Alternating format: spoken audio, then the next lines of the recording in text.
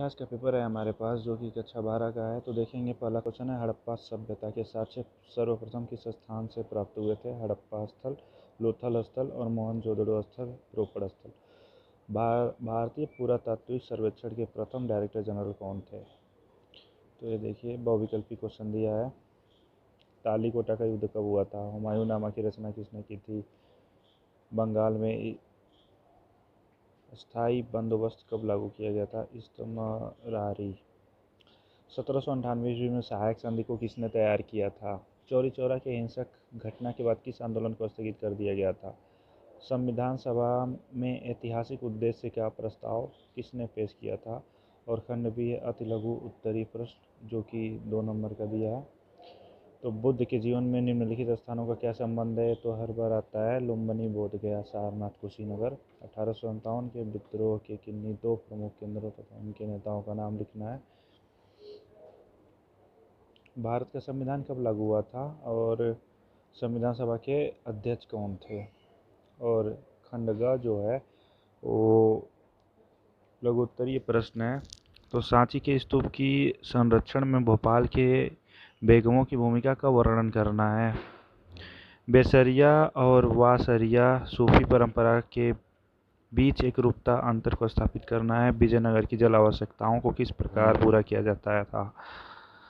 संविधान सभा के सामने पेश किए गए उद्देश्य प्रस्ताव में किन आदर्शों पर जोर दिया गया था? और दीर्घ उत्तरी क्वेश्चन में है जो कि 10 नंबर का है। पुरातात्विक किस प्रकार अतीत का पुनर्निर्माण करते हैं?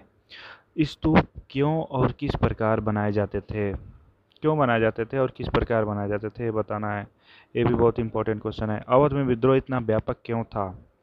असहयोग आंदोलन एक तरह का प्रतिरोध कैसे था? यह आंदोलन क्यों स्थगित किया गया था?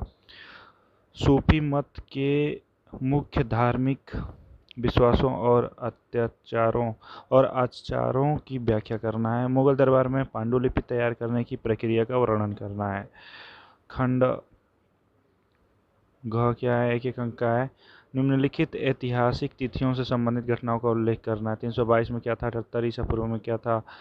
ठीक, 1986, 56, 1935, 1206।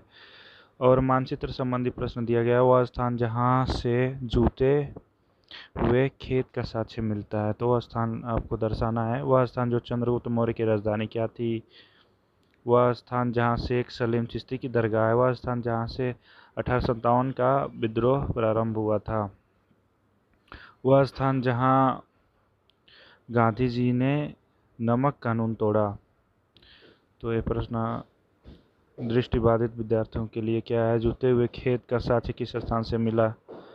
चंद्रगुप्त की राजधानी किस स्थान पर थी? शेख सलीम चिश्ती की दरगाह किस स्थान पे है?